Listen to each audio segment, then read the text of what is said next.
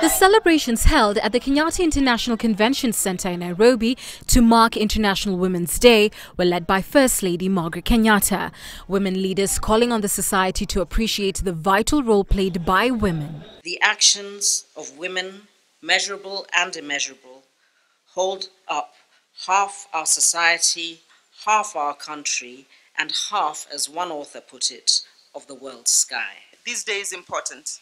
It's important because we celebrate the gains we have made so far in the area of gender equality and women empowerment. Thanks to the 2010 Constitution, which entrenched affirmative action, Kenya has made some gains in the women's equality movement.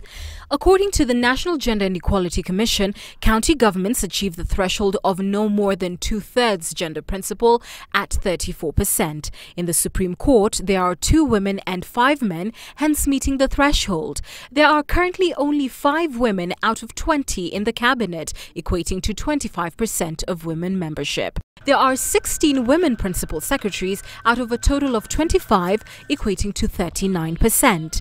In Parliament, the total of elected and nominated women in the National Assembly and Senate stands at 19 and 27% respectively, falling below the constitutionally set threshold. From its origins in the early 1900s as part of the women's labor movement, the International Women's Day is now celebrated in many countries around the world, and this year's theme, Pledge for Parity, comes amid an apparent global slowdown in achieving equality between the sexes. In 2014, the World Economic Forum predicted that the world would only achieve parity in 2095, but just a year later, they revised the prediction to a more disturbing number. It would now take 118 years until you and the opposite gender are equal, in the very distant year of 2133.